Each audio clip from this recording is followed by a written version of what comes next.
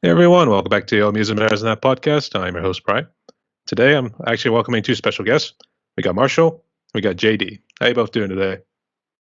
We're doing good. How Doing about good, you? sir. Not too bad. Where are you all hailing from? Ohio, Massillon, Canton area. Right All right, around the Football Hall of Fame. Football Hall of Fame. All right. How you doing recently? What's new? What's new with you? Man, new working on new music, new clients. And just finishing up some stuff. It's gonna be released soon. Not only do we make our own music, JD mixes and produces for a lot of the local artists in our area. Oh, that's pretty sweet.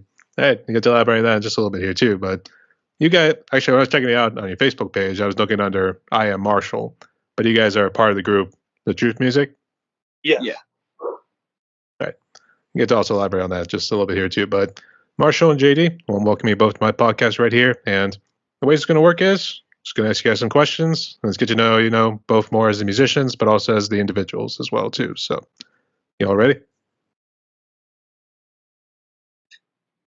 I'll take that as a yes. Yeah. Yeah. I was going to say, we didn't break up, did we? Looks like it skipped a little bit. Okay. Awkward silence right there. So it's all good. It's all good. So I guess first off, who's the oldest? So we'll go by seniority. That would be me. Be this Right. guy. And Oh. I'm definitely the wisest. Yeah, Also a good looking one. definitely. I agree. So Marshall, here you can start with this one here too. So I guess tell us a little bit about yourself. I guess how'd you become a musician? We were both just born into a family of musicians. For me personally, like I was born with it in my blood. Like there's not a genre I dislike. I can name you 100 favorite artists from every genre. Like I just love it. I started writing songs around 8 years old, and it just kept going from there. Yeah, I just listening to music. It's just my thing, my go-to. And any genre. We both just had that passion, and like I said, there's my dad's been a guitarist since before I was even thought of, and all my other uncles, they all play guitars, so they all sing, and it's just in our family. To add on to that, one of our uncles during the 70s, 80s, and early 90s, he was a nationally Elvis impersonator. And he toured all over. I would say it wasn't just strictly to Las Vegas, or he wasn't one of those Elvises. It's in Vegas, right, where they do the drive-through weddings. Is that what they call them? I don't I don't think know. he got that far. I don't think he went out there and did any of that, but yeah, no, he went all over. Yeah, that's pretty cool. So I guess did you guys do any instruments in school? Like, did you take up any strings or I guess percussion instruments? I personally, I did the alto saxophone when I was in school, and I can't lie, that's probably like my mom's influence because she always had some Kenny G on. I'm like, oh, I could do that. Couldn't do it like him, but got a little something learned, I guess. Did you say that with the Clarence Clemens from Bruce Springsteen? There you go, the boss. I didn't play any instruments as a kid, but I was a really good singer, and I think it was my fourth grade or fifth grade, supposed to go perform at EJ Thomas Hall, and I was going to be one of the soloists. But backstory on that, which you guys will, just family life, couldn't make it there. My mom couldn't. We were poor, and she couldn't make it, so I missed out on that. And but I always loved singing, and then started listening to rap, and I was just like, "What? This is awesome! This is crazy! I like it." So then I just started writing raps and singing. I'll say it's almost like living the 8 Mile sort of situation that Eminem kind of went through. Something like that. Not as glorified, but definitely something like that. Right. Yeah. Did you not do any choir in church or I guess in school? I personally did. Yeah, we were. My mom used to send us. That was the cool thing. My mom used to send us off in a bus because they just come pick us up, take us to church, and free babysitter. Free babysitter. We would be at church. Mom was like, "Yeah, I'll sign them up." And yeah, I sing in the choir when I was going. So The boy by shirt just tossed you right into the bus. There you go. He's like, "Have a good day, honey." Back then, you could do stuff like that. You had a good feeling the kids were coming back home. Today we're all paranoid. So yeah, that's unfortunate. Definitely, yeah. Even I'm a parent myself. I'm just as paranoid. How many kids you got? I got 2, a 10-year-old and a 4-year-old. Congrats there, mate. I guess JD, do you got a family as well? I have a 14-year-old daughter.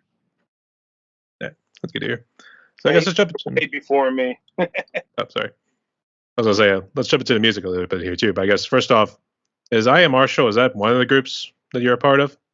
No, that is my stage name, and it's my last name. And I just always, whenever I've done like karaoke and stuff like that, I always put Marshall. And when we started recording music, I just added the I am, like, because I just wanted everybody to know, like, when they ask who is that, and I always wanted to say I am Marshall, like that's who I am, singer, songwriter, and all of the above. Yeah. Actually, I thought it was homage to the college Marshall because I know they did the movie on that. I have heard that before. And when I seen that movie, I'm like, oh man, they're gonna put that together. Unfortunately, you can't put 1 and 1 together, and that equals 2 in this case. So, I see. But I guess go ahead and talk about the truth music. I guess which one of you guys put the whole thing together? Kind of like a mutual thing.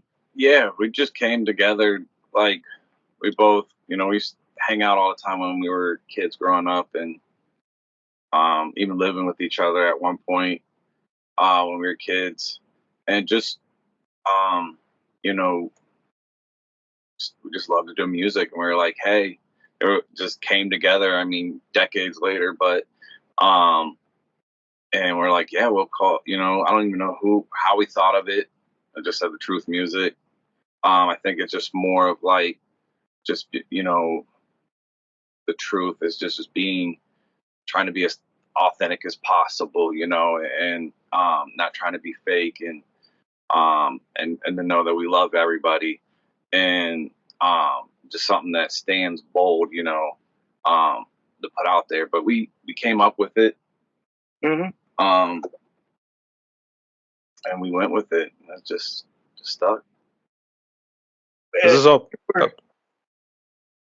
to compare it to like other music.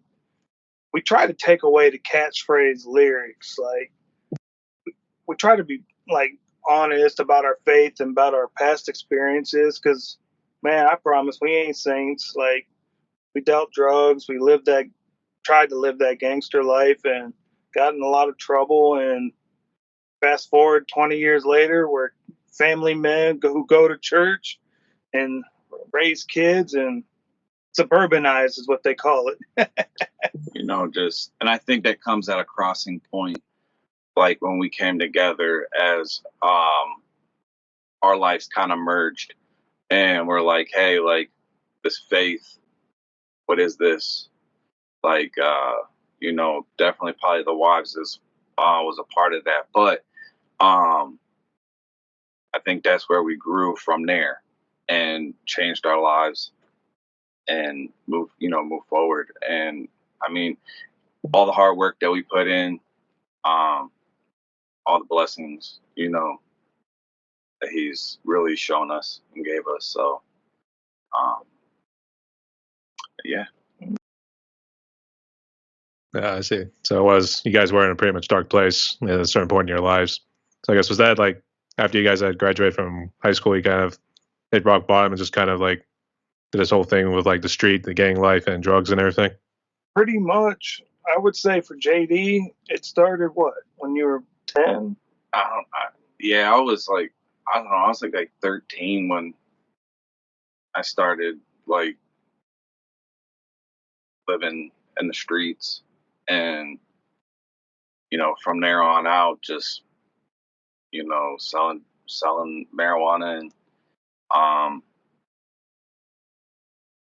that was it. Just focusing on music and secular music at that time, but um, yeah, and just changed from there as I grew. As I got older, I think 25 years old when I had my daughter, that's when I said, hey, I gotta stop doing this stuff, and 'cause I don't want her to have this lifestyle that I had growing up, and I want to do something better for her. So that was my turning point. I know that because I said that when I was 25. My turning point is I just woke up alone one day. I finally reached a point where I had literally pushed everybody away, like going probably a year or two without even talking to my mom and family and everybody. Like I just woke up one day and still had some contraband, as to say, and I just threw it away, and that's all it took for me. I walked away from that day, and I never even turned back. And then slowly but surely, the pieces just fell back in. I see. And the lights just went out pretty much right at the right time there too. That was pretty cool. I Yeah, I noticed. know. Okay. It's like this is some good special effects. Do you need to turn the light on real quick? You want to turn it back on? Yeah. I'll He's got to mess with the mouse a little bit. So, yeah. but in all seriousness, it's good to see you guys have pulled through right there too. So I know I'm kind of jumping ahead here too, but I guess you guys kind of turned around. Was this like also during COVID, or was this well before it? Oh, this was probably, I want to say, what, early 2000s when we finally started acting right and stuff like that. Yeah. Yeah, COVID, that was a pretty crazy time, I think, for all of us. COVID impacted us a lot. Shut down, time, and that's when I think we really focused on like getting him a good interface and a good microphone to record, so that it was if we had COVID, if we could still work, what I mean? And we're in the house for 2 weeks, getting some music, trying to get music done, like, try if, we were feeling good or whatnot. But yeah, sorry about that. I dropped the mouse. Yeah, that's when we really started focusing on getting things together, like, because when you have so much going on in life, like we do, we have to make time for music. So he has his own studio. I have my own studio here. We do a lot of the recording here because of I got a lot more of the gear. Um, but when times are in a pinch, and he's like, "Hey, I'm just gonna send you the vocals." Okay, do that. It just goes from there. All right. Oh. And that's where the fun begins. So All right. Yeah. I was going to ask earlier because which one of you guys came up with the truth music, and is this part of your whole business here, JD? No. You're talking about the studio? Studio, yeah. And I guess as the truth music is all part of Marshall's little work too. Actual name itself, I think I was just throwing it around one day because we recorded a song and we needed something on paper. And I just, like, for an example, wrote like the truth music. And then he actually liked it. And we just stuck with it ever since then because we wanted it to be truthful music. Like, we don't lie what we've been through. We don't lie about what we're going through. We don't lie about what we believe in. So I think the truth music, it just fits us perfect. Yeah, that's pretty cool. I guess JD, I guess explain the studio. I guess when did you start getting everything together and start doing it as a legit business? I was doing it.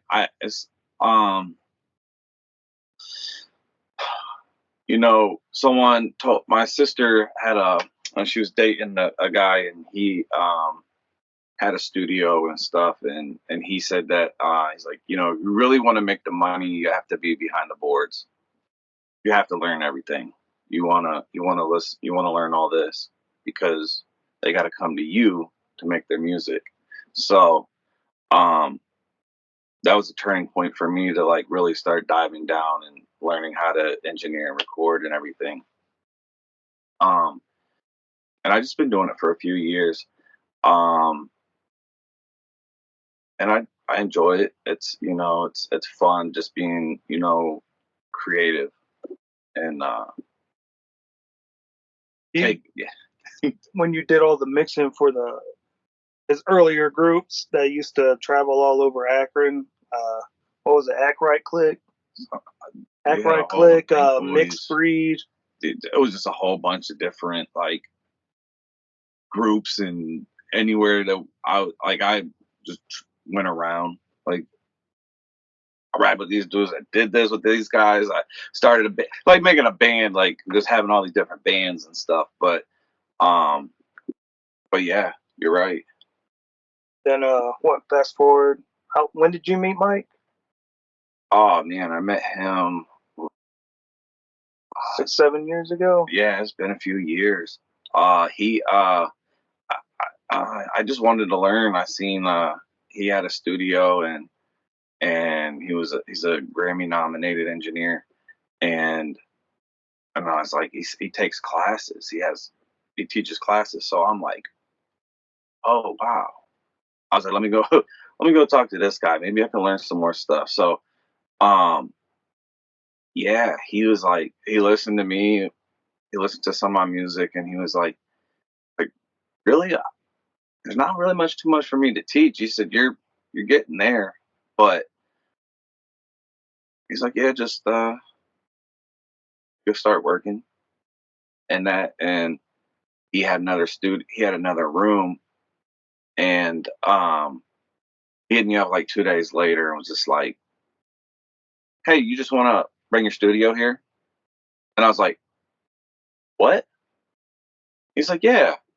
He's like, we'll have 2 studios, and then we can teach each other, I'll teach you some stuff and get you squared away. So didn't even charge me, but I was like the intern. So like when I was there, I'm cleaning the bathroom, I'm cleaning, I'm sweeping the floors, I'm doing the cleaning, and just trying to learn stuff, and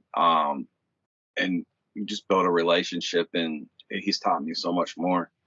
So thankful for him. He does clean toilets really good, by the way. Yeah. If you ever need anybody. I'm a good cleaner now, so. We call it housekeeping. That's what we want to call it. So. But that brick and mortar studio, that lasted all the way up until probably 6-8 months after COVID. Then COVID just erased that. Yeah. Like so many, yeah. That's kind of tragic. And I guess he never really tried to do anything after COVID was kind of lessening, if that makes sense. Just bought all pro gear and rebuilt it in his basement. And now anybody can come here. They can mix anything they want. Like, you see the boards over here, like, it's good to go. Like, we got anything anybody needs. Yeah, we have, I'm going to end up building this room out, though, back here. There's another space back here in the basement, so I can put drums and stuff back there, and guitar, and actually build a booth. But you can record in here too as well, as it's treated.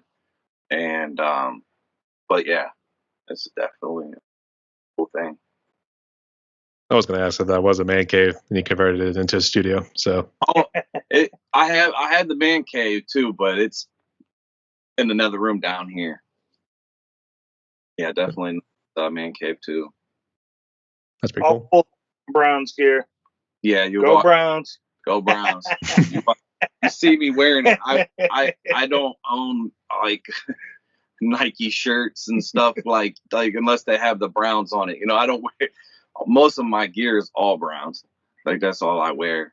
But shout out to Cleveland Browns. If you need me to if you're hiring. Awesome. Yeah, so the man cave studio, we got a game room. Yeah, this is a cool spot. I don't know if you want to get hired because I think you're going to break Marshall's heart if you're going to be going up north. Could. I can't lie. Probably could. Yeah.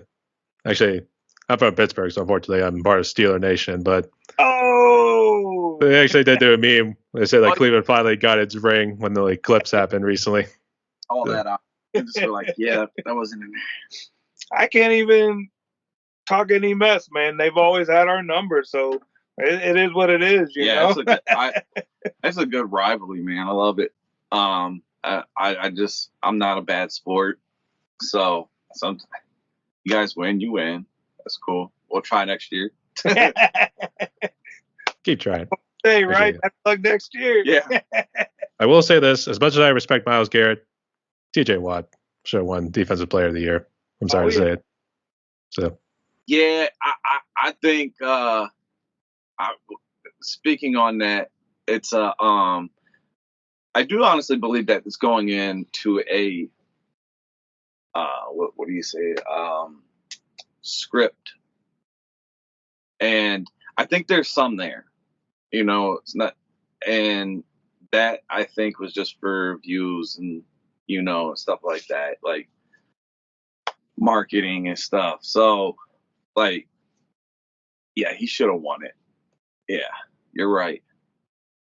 And he's a good player. I mean, Myles Garrett is great, but I mean, Watt had better stats. I'll say at the end of the day, stats are stats. And no matter how many guys try to hold him and stuff and all that, at the end of the day, it's your job to get the job done. So shout out to TJ Watts. Respect. You really deserved it. But hopefully we'll get better stats this year. Yeah. Oh no. I would say you gotta go with Amari Cooper and hopefully Deshaun Watson and maybe who else you drafted as a quarterback will help you out this year too. Yeah, that'll be man, I think we all know what kind of QB Watson's gonna be. It's important, and it's probably his last year. They might let him go. If he makes it off the bench, I'll be surprised. Why would he? He's already paid. I just, big money. Back, but like it just is. His arm isn't the same. Coming back from a shoulder injury too. Not playing for 2 years. So yeah, the off the field issues with that whole thing with the civil suits and everything too. Yeah, a lot of things change your life, that, and it shows. I mean, we all got daughters and stuff like that, and that's how I look at it. Like, man, I personally wouldn't sign someone like that. I do believe everybody deserves forgiveness and move on from their past. But I think he's still dealing with that stuff. So let him deal with that before he moves on to anything else. Yeah, definitely. Yeah. I would say my dad, he had a whole lot of respect when you guys got Baker Mayfield, and he thought maybe you guys had a legit chance. A lot did. Sadly. Come together. And when the Browns win a Super Bowl, it's going to be the biggest event. Like, it's going to be huge. Marketing wise. You like the way he dreams? I like the way he dreams. I'm saying for the NFL, like, I'm telling you, like, people are going to watch this being like, I can't believe that the Browns are in a Super Bowl. They probably don't even watch football, and they still know who the Cleveland Browns are. And, like, the Browns are in a Super Bowl. You're going to have so many views But I could see that. But yeah. So wait for that one day. 1 year, you'll see the Browns in the Super Bowl. I guess when we get to that point, I guess rest in peace to the Cleveland police departments. Yeah. To stop the crowd. Because that parade would be huge. It's probably that too. I'm just wondering how crazy it would be as compared to like the Chicago Cubs when they won the World Series recently. Oh yeah, it definitely. Oh, that was crazy. Crowd control there. Yeah, go with that. Though I will admit, I did have Cleveland Browns defense in my fantasy at times, so they came through at times. Until it was needed. Yeah, until you absolutely needed it the most. No, I am. I'm a diehard fan. And I love them through and through. So any of the critics in the comments saying, "Oh, he was cheering," you're giving him props. Nah, he deserves it, man. He's human. You know what I mean? He's a player. This is his job. Like, he deserves his respect too, just like anyone else would. It's all good to be a sports fan, but so. Are we talking about Baker Mayfield, or are you talking about yourself? No, I was talking about T.J. Watt, and just saying, as a human, he deserves his respect. He deserved that award. Yeah, thank you so much, there too. But I still like the Cleveland going for their main, so we'll see what happens. So yeah. So I know we talked about COVID a little bit earlier too, but for COVID wise, did you guys have any brushes with COVID? Were your families okay? I think for the first year, mine was, and then, man, I finally convinced my wife to go out the house. One of her favorite artists was coming to Cleveland. I think his name JoJo or something like that, some pop artist. And man, I kid you not, man. First time we went out, woke up with it like a couple days later. Then the wife got it. Then my kids got it. Like, man, that was rough. I didn't have like the lung stuff like everybody else had. I just had. It felt like someone was hammering on my body, like from head to toe. But after that, I was good for a minute.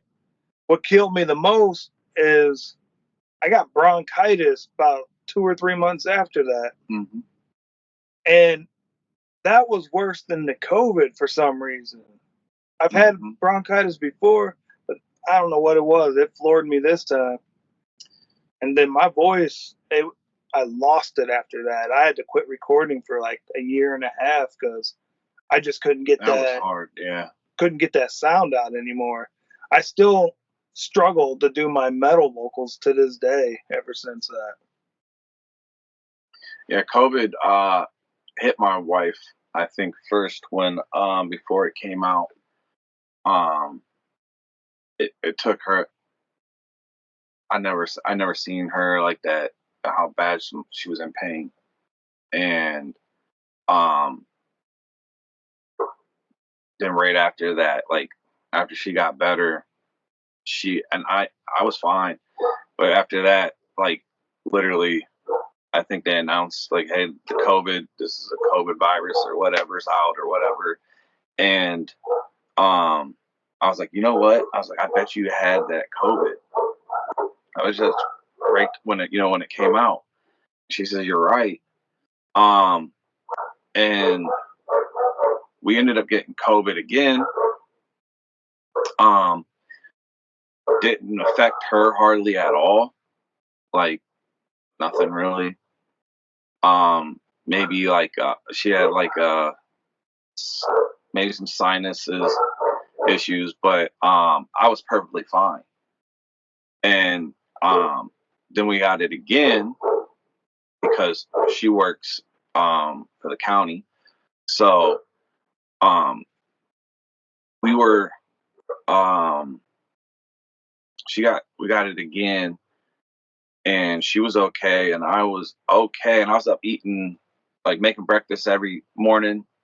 And it was on my last day, I had like 2 more days, and I woke up, I was making breakfast, I was eating some bacon strips while I was making it, and it hit me like I could taste the salt, but I couldn't taste the bacon.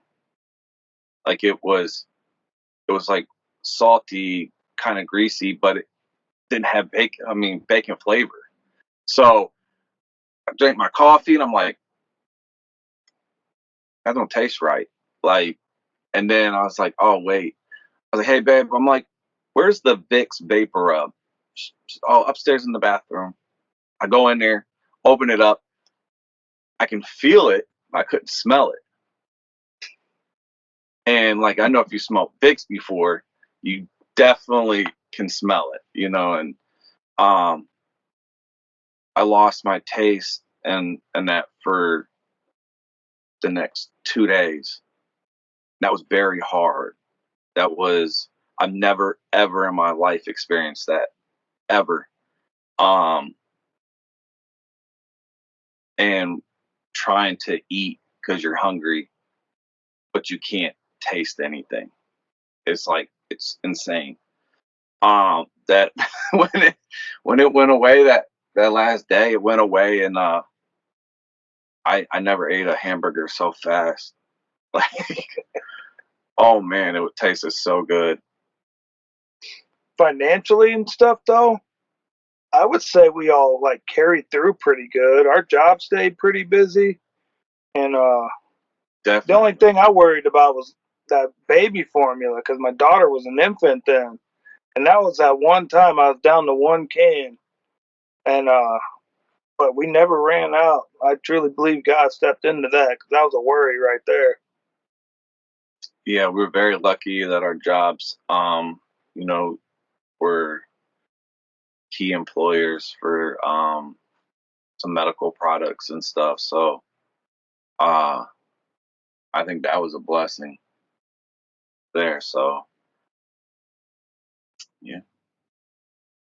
That's good to hear. It's good to see you guys have pulled through. So I guess I didn't mention about blessing in disguise there, JD.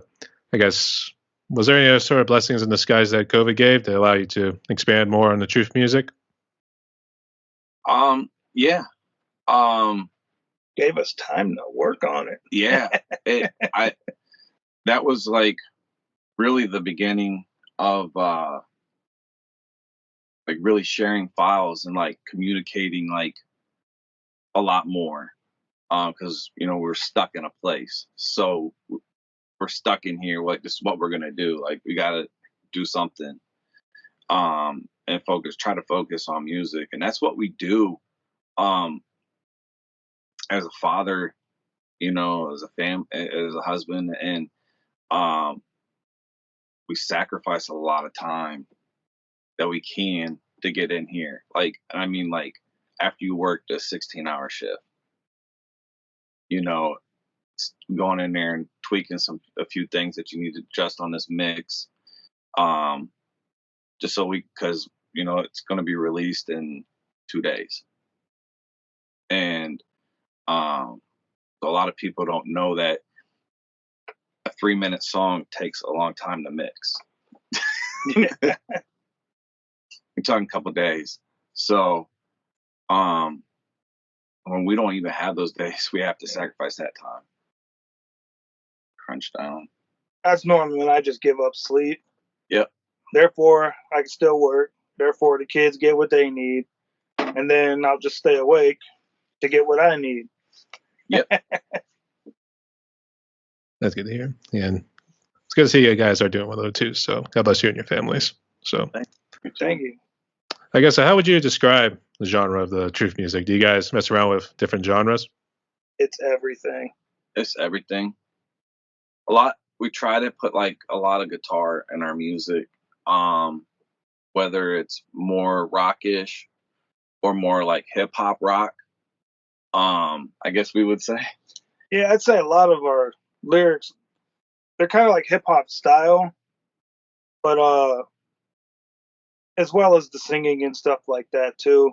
Like, I don't think a lot of people when they first hear it, they might consider it to be hip hop music, but I think if they actually listen to the music Yeah, and the lyric input, like, they'll know like it's real lyrics. It's not like it'll never be catchphrase.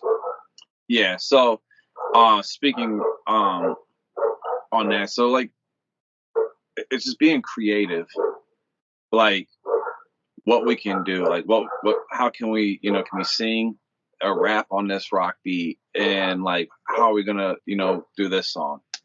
But it's just kind of cool that it's like we rap to the, kind of both, we clash some rock and some hip hop together, and that's just kind of what we focused on.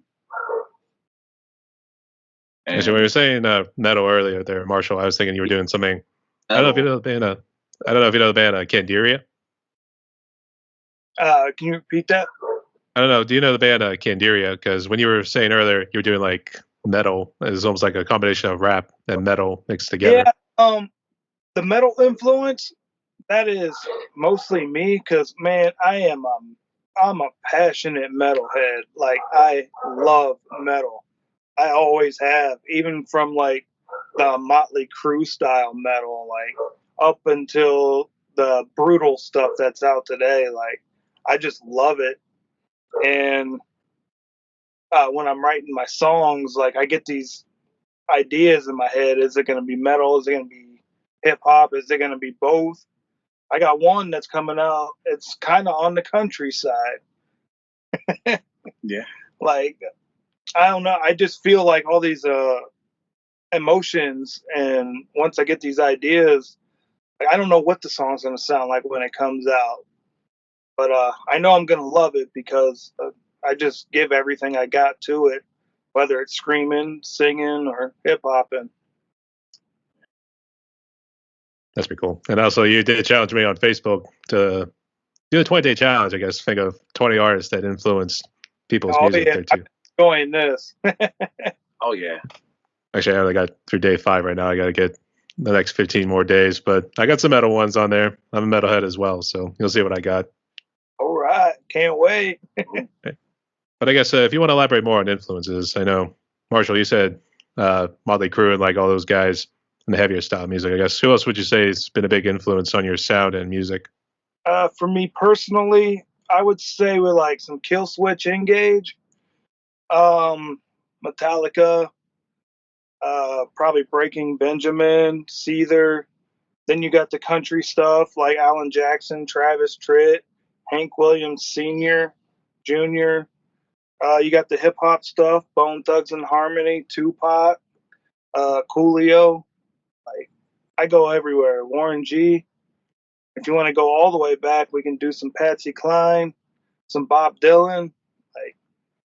Like they all influenced me. I've literally enjoyed almost every era of music. I got my moods that I go through where I'll just focus on one. And like right now, I'm listening to like old school classic metal. Getting that all started with this 20-day challenge we're all doing. But for JD, who influences you the most? And I don't know. Who influenced me the most when I was a kid was Tupac. And I first listened to Tupac, and I just I was like, whoa! I'm like, who is this? This is crazy. And it just really resonated well with me, like growing up in the same situations and relating. That's what started me doing my hip hop, my rap, and that, and then singing. Like I always loved Travis Tritt. We'll go like country, rock. I could sing too. Not the greatest singer, but I still love to sing. So those influence made me want to do both, and then him, and then we just kind of put it all together. That's some pretty cool tunes, yeah. Yeah, I definitely love the 20-day challenge that we're actually doing right now. So, got to see some more. I think it's kind of slowed down a little bit too. So, or it's either that I've just not seen a whole lot of posts. I think I've seen it slow down too, but man, I've seen bands on there I ain't listened to in years, and I comment on everybody, and I noticed that the Truth Music and IAMMarshall's social status is getting up there because I'm literally seeing everybody's album they're sharing, and I'm hearting it, commenting on it, like, oh wow, I forgot about this one. So I'll go spin it, drive around, listen to it. I know you actually did it for one of the albums I did, Bush's 16 Stone. Yes, that's one of my all-time favorites. And I know you talked about Razor Blade Suitcase, and I also mentioned Golden State was a good one too. Yes, yes. I've always loved Bush ever since that first 16 Stone came out. Even up until today where they got a little techno a little bit, but everybody deserves to branch out of their comfort zone. Experiment. Look at Metallica, they went country. They tried to do hardcore metal. Then they tried to go back to doing their 80s style metal, and That somehow still keeps them around and gets the big shows and everything too. So I think JD can answer this one here, but I guess if you want to talk about the gear that you guys use, or I guess Marshall, if you want to factor into this, go ahead. Okay, yeah. So for the gear, I use the Warm Audio U87 version. Then we use the Warm Audio Tube EQ, Pultic EQ, into the Warm Audio, their version of the LA2A, and into our first through our preamp. I'm sorry, the way 73. Then goes through our EQ and compression. Then into the DAW, we go through a Apollo Twin as my interface. Mackie Big Knob as my controller, monitor station, fader port 16. PreSonus. I mix and record in Studio One. It's made by PreSonus. And then I have the SSL solid state logic EQ, bus compressor that controls all my SSL plugins. Then for monitors, I have the M Audio 8s and the Adams 7s. And then I have the Mixcube by Avalope. I think their name's Avalope. Yeah.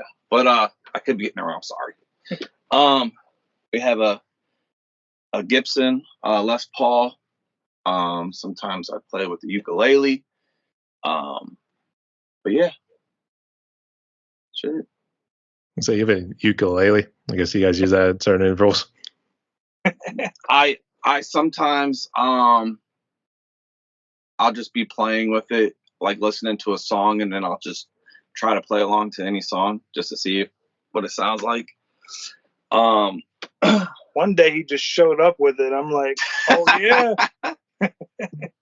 Okay, we could try this. But yeah, it was crazy. I wrote a song on it. I plan on recording. It's just going to be pretty cool. But yeah, different microphones too. I mean, I have different microphones, but mainly we use the U87. My voice personally needs the Shure SMB7 to tone my dynamics down a little bit. Yeah, definitely for him. And then my personal guitars, man, I'm a huge Eddie Van Halen fan. So I got the copycat Frankenstrat. Nowhere play near Eddie, but I feel like I do when I hold it. Oh yeah. Actually, the way he was saying ukulele earlier, I was just wondering if he was coming dressed up, all decked out in the Hawaiian shirts and everything too, and he's doing the luau over the rainbow. Oh, yeah, I wish. Hey, it's one way to get millions of fans, just doing that on the ukulele, but also with a good singing voice as well. You do a little Hawaiian serenade or something like that, JD. There you go. Oh, I don't even know no Hawaiian songs. I just played the ukulele just to play with it, just to see how it would sound. You messed around. All right, fair enough. So I guess, Marshall, did you mention about Eddie Van Halen's little Frankenstein? Do you do some finger tapping, or I guess what sort of play style do you do? I play famous riffs. That's about it. Ever since I broke my hand, the muscle right in here, like it's never healed right. I've literally broke this hand 3 times my whole life. And the last time was probably about, I want to say 10 years ago. We got this nip roller at work, and I was just feeling the web going in, and I got to feel it really good as it went through the nip, and it's just never healed right. So I'll get about 10 minutes into it, and man, my hand just shuts down. Mm-hmm. Heartbreaking because, I mean, I think the guitar is the most beautiful thing in the world.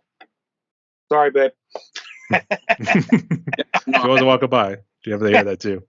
It's like all our uncles, I said, play guitars. So that, and then my dad was playing before I was even thought of, and we just love the sound of the guitar. That's why you'll hear a lot of our songs will have guitar in it. Yeah, I see. I guess how'd you bust your hand there, Marshall? When I was a kid, it happened while riding a bike. It happened again while wrestling, doing like a Hulk Hogan leg drop, and my this bone got smashed into my wrist. And then recently, 10 years ago at work, when I literally, I don't know how I did it. I feel stupid for doing it, but my hand literally just went right through this nip roller at 100 pounds per pressure. Like, man, I'm my own worst enemy, man. I kick my butt more than anybody ever has. Gave myself my first black eye. I don't think I want to know, but I feel like it was one of those drunken instances you just punch yourself in the face or something like that. Literally was just walking, and there's like something sticking out of a wall or something like that. And man, you never know how fast you walk until you walk into something. And man, it swelled my eye right up. It was almost like, whoa. Yeah, pretty much. Right out of Three Stooges. Stuff like that, yeah. You guys real big into Three Stooges? Oh yeah. Even my kids love it, man. It's that slapstick comedy, man. I don't know anybody who cannot crack a smile at those 3 guys. Oh yeah, we watched them. I watched them growing up. Yeah, they're hilarious. I guess, so which one do you think was better, Shemp, or do you like Curly better? I'm a Curly fan. I know that's a popular answer, but man, I always like Curly. I too, though I think Shemp took a good amount of abuse from Mo for some reason. Oh yeah. I remember when I seen Spy. shit, like, who's this guy? Oh my gosh, Curly shrunk. Yeah. I think what was funny was, and at the same time it was kind of tragic. I think one of the ones where they did bring in Shemp, they actually had all 4 of the brothers, or I should say 3 of the brothers, because Larry wasn't related, but they had all 4 of them together in one episode. But Curly's role was like really minimized. But you could tell it was Curly because of his signature, like little snore that he would do.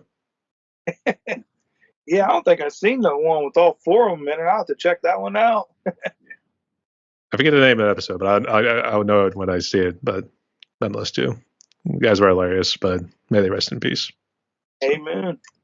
So we got the music. I guess let's go ahead and talk about how you guys do a process of creating a song, for instance, too. So I guess, Marshall, do you put something together and send it to JD and see what he can do? You know, it's weird. Like, I would say each song's different. Like, I'll be at work in the middle of like doing something, and I'll get some lyrics stuck into my head, and I'll literally stop what I'm doing. I don't care how important it is. Bust out the iPhone, open up the notes app, and I'll start writing right there. Or sometimes I'll get like a melody in my head, and I'll try and make it with my mouth on my phone so I don't like lose the tone, and then bring it back, and then him and I will get together and try and make something of it. And sometimes that could take hours or days. Sometimes we get it right away. But yeah, every song's different. I got on my phone actually over, I think, 88 songs that are written right now just because of just random thoughts popping in my head. Lyrics always do it. They always pop in. Yeah, I can actually understand why. It's almost like, oh, wait, I can't lose that thought. Get the phone out and just start typing. That's literally what it is, because I'll forget it and I'll be mad, like, man, I know that could have been great. Mm-hmm. Then once we get lyrics, we get the music together, and sometimes we hire like some musicians, like in studio musicians, because I feel it's better to pay somebody to listen to you because they got to listen because they're getting paid to do it.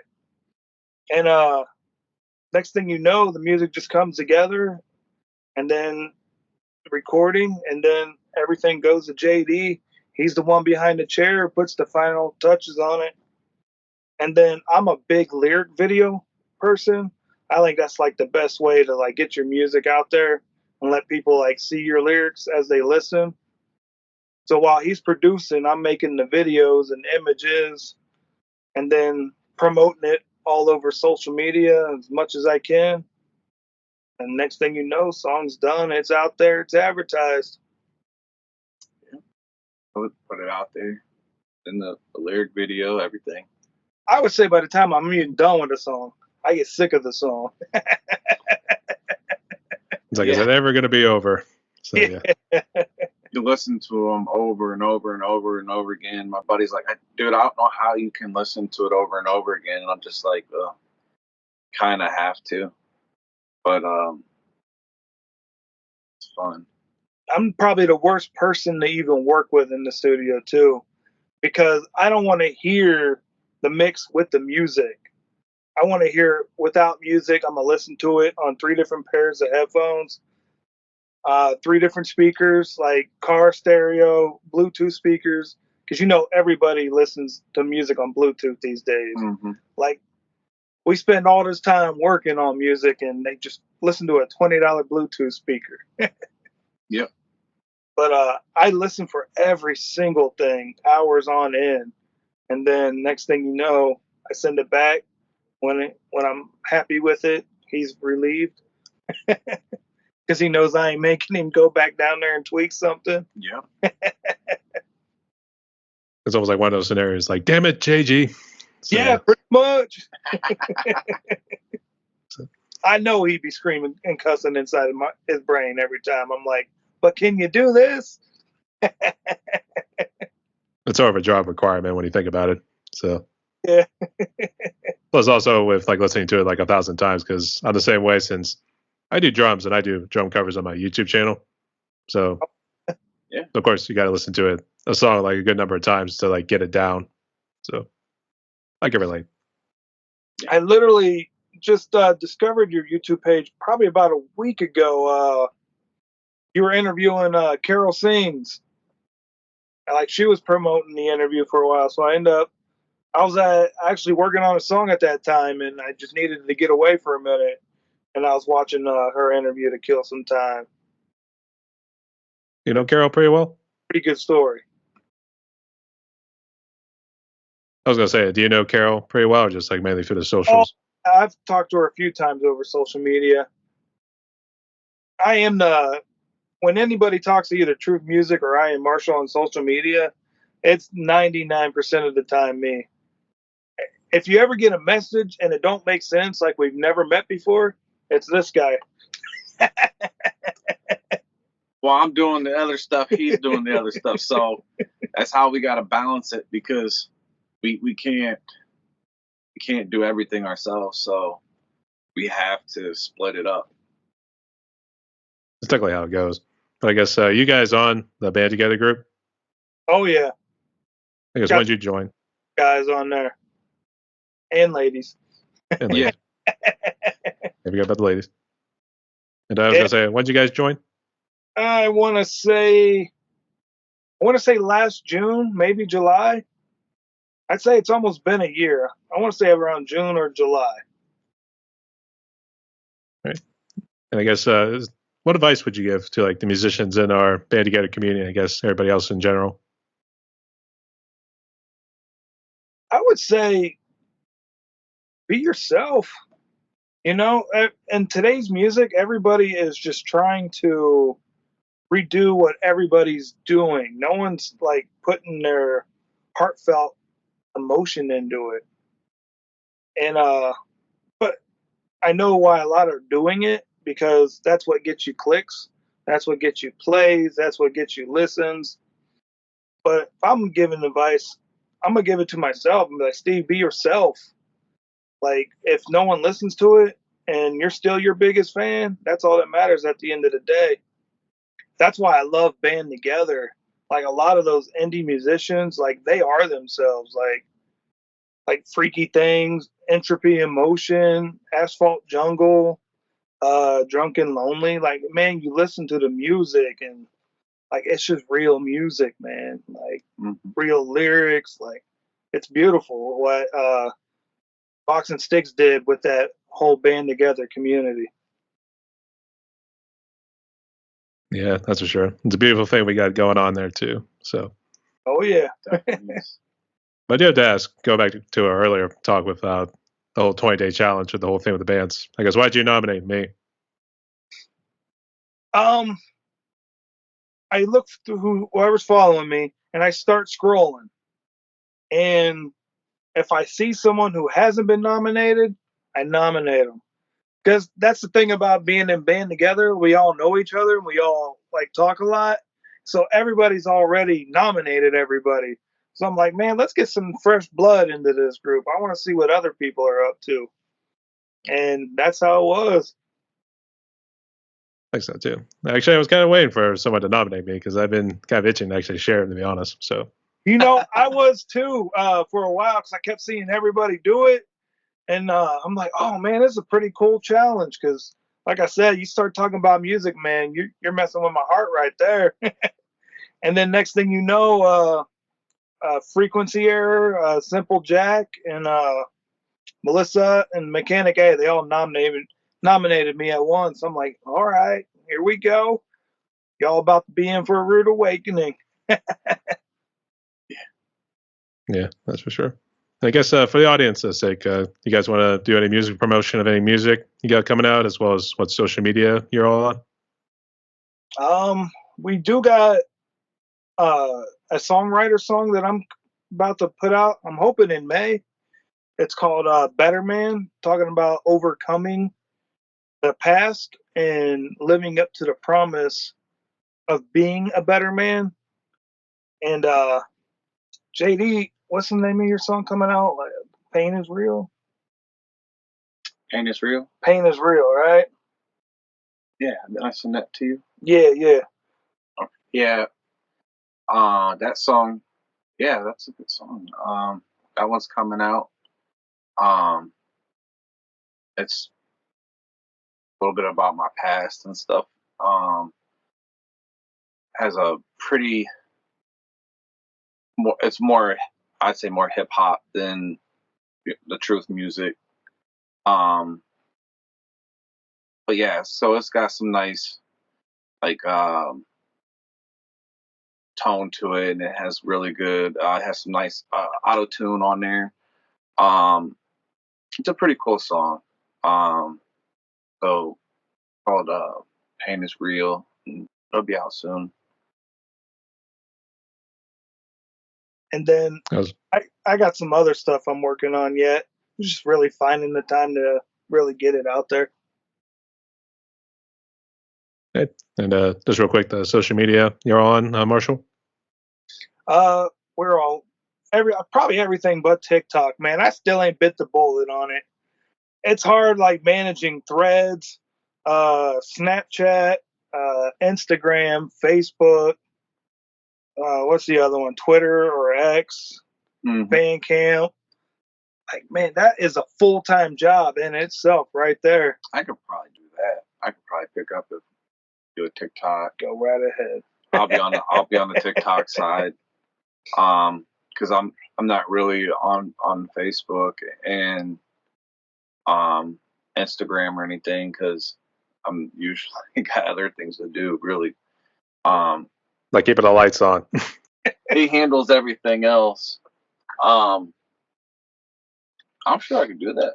But we're pretty much found like the Truth Music TTM on any social media, and we follow everybody because we love to support. Yeah, Love to support everybody because even if it's like a genre that ain't like our favorite or whatever, we know the love and effort they put into their music. So, I've probably spent hours a day just pre-saving everybody's music and making sure I at least get one listen through it. that's what's fun about it is hearing these new bands, hearing these new artists and stuff. Is like wow. It's like we really listen. You know what I mean? As artists ourselves, and the passion to create music. Um, it's just fun, man. Just promoting and helping each other out, working together. I'd say because your family and friends don't typically say anything about your. Oh, that's a nice song. Oh, wait, you put out a song? Wine coming from Yeah, strangers. frustrated. They'd just be like, I'm not even like, yeah, that's cool, Dad. All right, thanks. Here they Yeah, come thanks, kid. with another song. Yeah, it's probably a downside of having kids too. They don't take it too seriously. So Not yet. not yet, at least. Hey, that's all good at it too. So I guess I think you mentioned about your lyrical content too. So I guess does it deal with? I guess every single song you guys have put out, do they all deal with things that happen in your personal lives? Oh yeah, no holds barred. You get the truth. Especially with his newest song, like I might put like an explicit warning on it because it gets pretty like detail, but there's no cussing or anything in it. But it's probably for grown folk who's done been through bad things. But he's honest. Like he comes at it as struggle with pills, struggle with alcohol, and we try to be faith based. So if someone is like 10 years old, they probably shouldn't listen to it. But yeah, at the end of the day, like we hold nothing back. It's real, and we turn it to God. Is there a way you're saying explicit? Was you're picturing something in the lyrics that involved gore or a Say, lot of cussing? listen, it's more like a mature content. I don't know if we can play it, can we? Probably not. Yeah, we probably can't play that because demonetized. So It's okay though. But I know it needs to be released because I know someone right there is living that life he lived. And I know, like, if they hear it and in the song they hear, he turned it around and gave it to God, there's always a possibility. And just because, like, we always, like, say we believe in God and all that, we would still, like, want everybody, like, look, man, be yourself around us, man. If we have been shown that we're the most roughneck people out there. Like we believe, but we ain't no Karens, that's for sure. Sorry for ladies named Karen. Either that or Chad's, what they Yeah. say for the guys who happen to be the Karens in that case. But yeah, we accept everybody. Like, drink what you drink, smoke what you want, man. We got love for you. Live how you want to live. You got one life. Enjoy it. I want to go skydiving. There you go. It's one of my plans. I want to go jump out of a plane. Those are always in bars. I don't. We maybe have done a show in a church, but you know what? Our music ain't really for church people. Like, because we're not really church people. Like to me, worship music, man, it's mind numbing half the time. It's the same thing on repeat. I want to hear stuff that I'm been through, you know. Yeah, I So can understand too. Yeah. Benefits, some concert halls.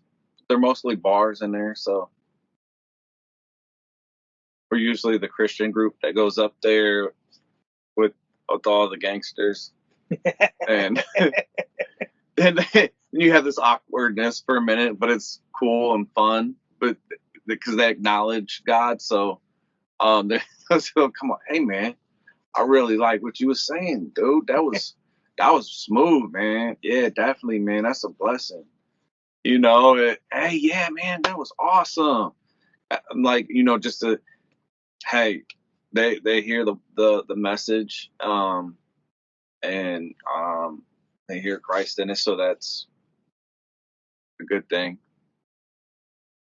It's a beautiful thing. Yeah, I can see why. So, thank you for all the work you have been doing. And Yeah. I don't know what's going on, but somebody keeps hitting the like button for some reason. I mean, we do it because we love it. You know what I mean? Not to get the hey man, you know what I'm saying? Just the enjoyment we do. We just love doing it, right? And we're not getting paid for it. Don't get into this if you want to be paid for shows and stuff. Yeah. Because it's not worth. It's too hard. We just do it because it just resonates with people that went through the same things, and knowing that God's there to help you. And He changed our lives. So that's the fun part, of the feedback that we get from the fans or players that are coming up and congratulate. That was really good. It's just like, yeah, like God, yeah, like they're acknowledging. So, that's what I like about it. Yeah, pretty much. I was just picturing Chris Rocky be like, "Praise the Lord," or something. There Yeah. you go.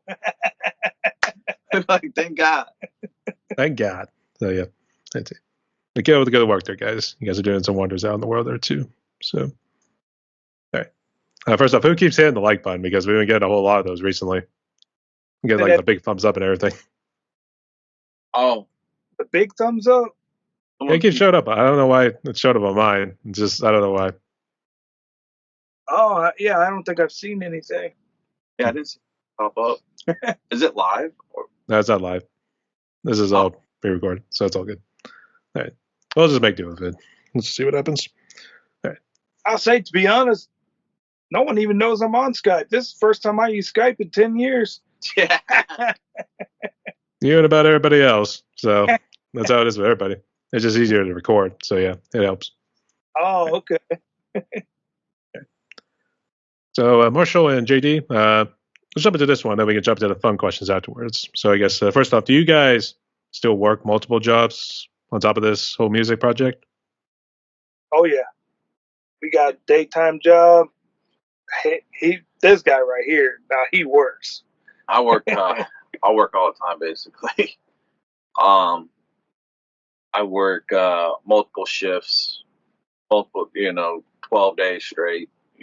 I'll work 10 days, 12 days straight, and mix and record and take care of my dogs, a house. Yeah, I work all the time, but I find time to get in here though. You sacrifice a little bit of sleep, but Yeah, that's what it is. it works. He sleeps in on Sunday. So There you go. Yeah. But actually, it was kind of leading to this question here, I guess. So first off, what challenges do you guys face being musicians? Since COVID, Pretty much now, but I guess even like before COVID. I would say it's been harder for us to get in to do shows. Like, things have changed. Like, the rules have changed. They don't even care if you have the money. Like, I've been turned down more now than I ever have since we even started this. They I think the last one that turned us down is they want a guaranteed 300 people in the door. I'm like, man, I can't guarantee that. Not since COVID, for sure. People are still paranoid over it, and that's 3 years later. Mm-hmm. And so that's been our biggest struggle, is like just booking gigs anymore. Seeing people, major artists doing still doing online concerts. It's insane. I wasn't sure if it was also time constraints or marketing as well too, but it seems like it's more of actually booking the shows too. I do get social media burnout because it's, like I said, it's Twitter, Threads, Facebook, Instagram, all the other crap. Like, you got to update it every single day. Every single day. And now y'all want new content to keep you in their, what are they called? The loop, the feed, or whatever. Man, and it's been even tougher for us recently because Mr. Mark Zuckerberg restricted our Truth Music page. Mm-hmm. It's almost been a year now. This is since September, and I'm like, man, at least tell us what we did. But I once answered that phone call yet. Didn't do anything. It lost a lot of followers. But with the time I spent promoting and updating social media, yeah, I get burned out real fast. I can relate. Yeah, I can understand why too. It's social media is it's a double-edged sword, as I like to say too. Yeah, You need to promote, and it's also like, man, I'm just getting burned out just trying to still promote this and only maybe get maybe a few followers here and there. yes. Sadly, to say the least, there too. People, and the same people who like your posts, they get tired of liking the same post over and over. Which, I mean, that's a human thing. Like, you seen it yesterday, you seen it the day before. Let's get something new. We need something new in our lives than the same old stuff. So Yeah. Yeah. Okay. So, Marshall and JD, we briefly the questions here pretty good. So I guess here, let's jump into the fun ones. Then we got one more question afterwards. So ready? Let's do it. All right. Start with the first one right here, I guess. Marshall, what would you consider as your favorite food? Oh, pizza. It's my favorite vegetable. It's my favorite meat. It's my favorite bread. Like, pizza, no doubt. And my second is anything Italian. I'm going to say you're mostly Italian, aren't you? Actually, I'm Scottish, I think he said. I come from Scottish descent. Scottish? I was looking for more of the accent, to be honest. So Yeah, I'm Irish and he's Scottish. Yeah, but my favorite's pizza and lasagna. I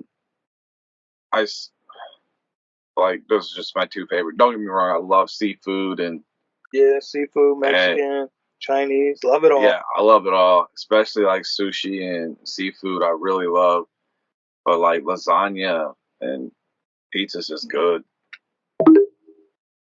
Just keeping the lid up. well, it's all good. Yeah, you want to make sure we don't lose the light. Please. Oh, I've been using the mouse over here. I just been moving the mouse to keep it up there. But yeah, no, that's really like a very good pizza place. You know, is just key. I went to New York for like the first time. I know I've been there once before that, but I went out there to see my sister, and they had like these dollar pizzas, like all on like every corner, and I'm like, I gotta go in and just try it, and it's a big, huge slice, and I was just like, yeah, man, yes, it's good. They're good. I was like, man, I'm like, for $1, dude, have them all over there, and I was just loving it. I was literally going to say, like, he just saw the other side of heaven at first. It was Yeah, like one corner was one pizza shop. And at this one is another pizza shop. So, all right, good choices. And actually, between being Irish and Scottish too, were they like mortal enemies like way back in the day? That's what they say. But yeah, I ain't gonna lie, man. I know it's not a real heritage, but man, the clan Connor McLeod from Highlander, that's my boy. Like, that is my boy. Like, I think that's when I even got into Scottish stuff. And then I end up finding out from my grandfather that we are somehow related to the Stewart family over there in Scotland. But yeah, I was a big Highlander buff growing up, so everything Scottish was cool to me. I'm just trying to picture like who's maybe the more darkest out of the two. Well, they hate the English the most because really both of you guys had to deal with a lot of shit from the English, to be honest. So I think the Scottish were always pretty more darker because they were chanting like Maggie's in a box or Yeah. now Lizzie's in a box. So, I got pretty tense at times, so you can see Oh why. yeah, Hey, that's good to see you guys. At least got along pretty well the two, so it's good to see no bad blood or anything like that. there So, you go. that's all good. For the next one right here, I guess, what would you consider as your favorite movie? Me personally, if it was the last movie on Earth, I would hope it would be Highlander. Every one and every one of the episodes on TV. But I am a big 80s movie, like Back to the Future. I love all that stuff. Beetlejuice, the Ghostbusters. Yeah, I like all the Lethal Weapons, war movies, comedies, action, um, every Adam Sandler movie. Even the new one, the Bar Mitzvah one. The Bar Mitzvah one. Or it's Bar Mitzvah for the lady. I don't know if I think I don't know. I might not seen that one yet. But Slipped under the radar. yeah, I have no idea what he's talking about either, too. So you're not alone in this, JD. dude, how did I miss that? But yeah, no. And I think like Home Alone, like that movie's is classic. Oh, Or definitely love classic Christmas movies. and yeah, and Christmas Vacation, National Lampoons. That movie's a classic. Shawshank Redemption. That's one of my That's favorite good. movies. That's good. That was a really good movie. But yeah, we love our movies and our music. Yeah, that's for sure, too. All right. All great choices. So the next one right here. First off, do you guys drink any alcohol? I mean, Yeah, not like belligerent drunk, but I don't think it's a crime to have a nightcap. I would say maybe a couple here and there too. Drink responsibly, but Yeah. yeah. Just I used to drink really, really heavily, but I think last night I had a drink, but it had been over like a month. Just a nice, maybe 2.5 shots of peanut butter bourbon. Just kind of like having a glass of wine. I was But like peanut butter bourbon. yeah, it's a Sheepdog. Check them out. I don't say I don't want to drink like I say like we'll drink when we were kids in our 20s and our past, but to like enjoy a glass of wine or a glass of bourbon is really nice for me. I like a bourbon, not wine. I will drink some wine with my wife, but or just having a beer, on a Saturday and it's nice out, just relaxing. My thing is I cook with beer because I'm a big griller. Yeah. And I don't know if you ever known, but cooking with beer, man, that is one great way to tenderize your meat. The question was like, which one was your favorite alcoholic drink and non-alcoholic drink was leading to the question there. When I was a heavy drinker, I want to say probably Jaeger. I was big on Jaeger bombs in my early 20s. And my favorite non-alcoholic, I can't lie, I love a can of Coke or McDonald's Coke. I don't care what anybody says. It does taste better from McDonald's. That's one thing That's they get the same right. thing with their Sprite. Like if you go and get I don't know what it is about just going to get a Sprite at McDonald's. That's like to be like, you just want a Sprite, yeah. My favorite, but no, Sprite's good. But like I don't know. I like Baja Mountain Dew, um, or sweet tea. Like it's got to be a good sweet tea. But um, and just a whiskey, like a nice bourbon or something like that. Is like my favorite alcoholic drink. Those good choices. And it's good to see you both are at least sobered up a little bit too, where we're drinking moderately now. So it's all good. Really ain't got time. Yeah. I couldn't even tell you the last time I was like drunk. But I've also been a parent now for 10 years, and that's pretty much has taken my free time outside of music. I think that's a good replacement. I'm Yeah. happy. It's a good excuse, yeah. So, okay. And for the last of the fun questions here, what would you consider is currently your favorite song or a song you've been listening to a good bit recently? For me, since I'm in with like the indie community a lot, I can't lie. I don't really listen to FM radio, not much recently. I've been focusing on like Freaky Things, Simple Jack, uh, Entropy, Emotion. I love his instrumentals. The boy can really jam. Uh, Asphalt Jungle. Have you come across any of those names in the business? I've seen the names on the band page a couple of times. I meant to reach out to them too, but obviously everybody else. But Sometimes it's like whatever I'm feeling like, we'll be like, hey, let's just reach out and see what happens because it's a 50-50 shot. So yeah, Drunken Lonely. I've been jamming them a lot recently. Mechanic A, like it's fun like hearing new music. Like if I put on FM radio right now, I'm gonna hear like some Soundgarden the same song I've heard over and over, or Metallica One again, or something like that. Green Day Dookie CD. Like it's just everything's on repeat, and it's just nice, like seeing new blood in the game. But when I go back to my mainstream stuff, like I can't lie, I jump right back into either some Hank Williams Sr. or Kill Switch Engage.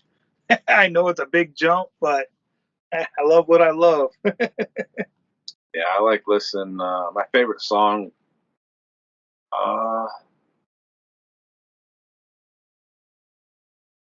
I'd have to say like "Miracles" by Lecrae and KB. Right now, I really love that song. Um,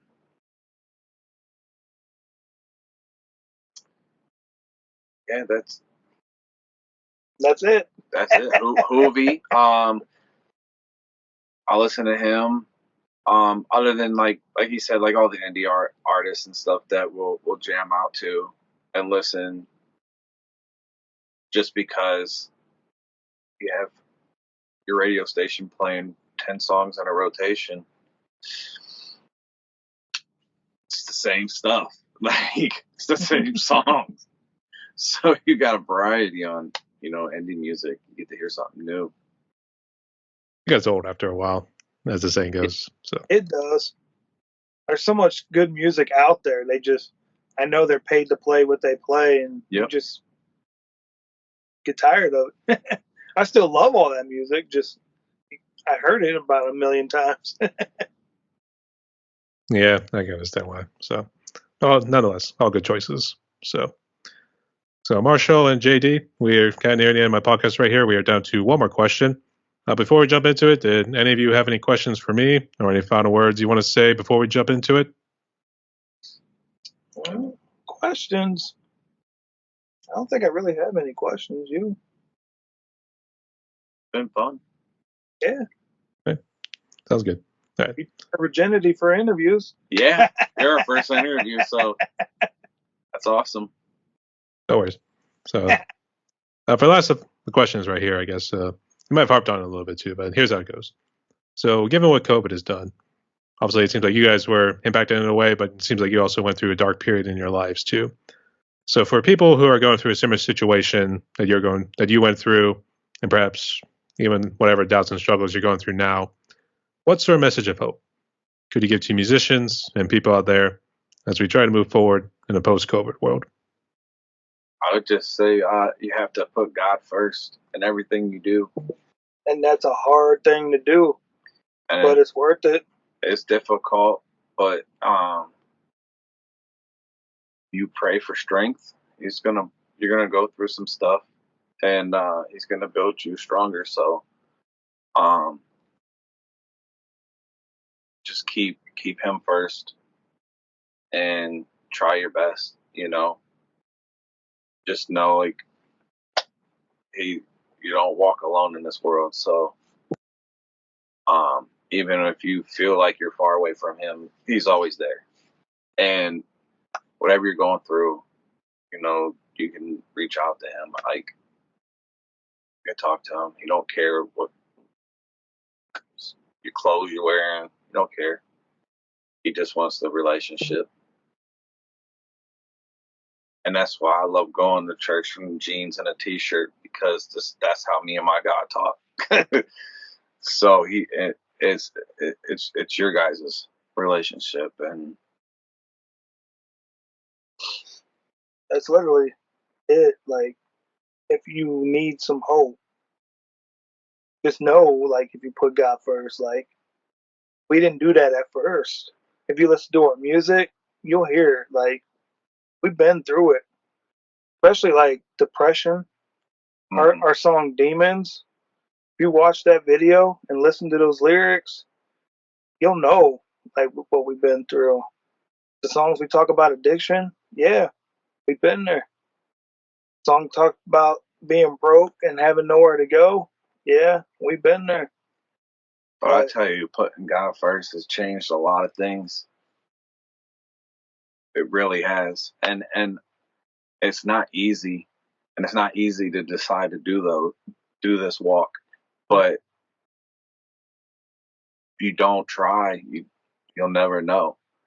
I could just say that I just know, like, He changed my life, but I had to work. You got to put work in, and you gotta start walking, and it's okay. Like, He knows, like, you're gonna stumble a little bit along the way. Just keep pushing, keep trying. I want to pause. Want to make sure there was no other words, but spoke like a bunch of true prodigies. So, Yeah, try. I try to. So, not the most perfect saints, but at least somewhat of a little bit of light in the darkness. Yeah, just try to be a good person. Like, if you look at us from the past, man, it blows people away that we quit everything and changed our life around. Our family looks at us like totally different. Like, and my uncle will tell me, like, man, you were just ornery. God, man, you've changed. You've changed over the years, man. Like, well, it's not me. He's been changing me. So it's a lot of work, though, and it works. Yep, that's for sure. So it's good to see you guys have made it through. So, and keep doing what you're doing. So, thank you. You too. So, Marshall and JD, we've reached the end of my podcast right here, and we talked for a little over an hour and 30 minutes. So, that's a brief pauses here and there too, but nonetheless, turned out to be a damn good interview. So, did you have any final words? Any shout outs you want to give before we close? Oh yeah. If you guys looking for like good like mixing tips, videos and stuff like that, check out Mikey Valgas on YouTube. So he's putting out some really good mixing content. So I'd like to shoot him out. Then if you need mixing and mastering services, you can always hit JD up at 316recording.com. Yeah, that's cool. You could just send it over. And for me personally, if you are an indie musician and you like food, just send me your music, and you'll see that I make grilling videos featuring all kinds of indie artists. You know what? It would really be a good idea if you did that like on TikTok too. Because those are just those little things that people are going to watch. Or you know what? You send it to me, and then I'll post it on the TikToks. That's how we'll do that. See that? See how that works? This is what happened. We're in the middle of an interview, and we're still working. We're still doing things together behind the scenes. So Yeah. actually, the thing that I was worried about was I don't know if they would flag you for copyright, because when they do that, you don't get any sound at all. Oh. That's the downside. Oh yeah, that's right. We had that issue about sharing, promoting another page like on Facebook or something. Oh yeah. And they won't let you do that anymore. So, well. Well. Oh well. It was an idea. Back to square one. Yeah, pretty much. But I'll leave it up to you guys. So you guys figure out your social media journey and how you want to proceed there. But speaking of which, Marshall, if you just want to reiterate again which social media you're on for the audience. We are on Twitter or X, whatever you want to call it, Instagram, Snapchat, Facebook, Threads, and Bandcamp, and I think that's it so far. Everybody. Everybody knows where you're at. So, all right. Yeah. And they can find us, The Truth Music, TTM. That was good. All right. So everyone, my guests today were Marshall and JD, hailing from Ohio right there, close to Canton, Ohio. Good luck to the Browns this year, as I said earlier, too. So we'll see what happens. Yes, sir. These guys are part of The Truth Music, and you can also find Marshall on IAMMarshall on Facebook right there. So go check out these guys' music on all the streaming platforms and all the socials. Maybe TikTok at some point. Maybe they got to rephrase their strategy a little bit there, too. So we'll see what happens. So Marshall and JD, thank you again so much again for coming on. You stay safe. God bless you all. Rock on. Stay tuned, y'all. Too, man. All right. Thank you. Thank you.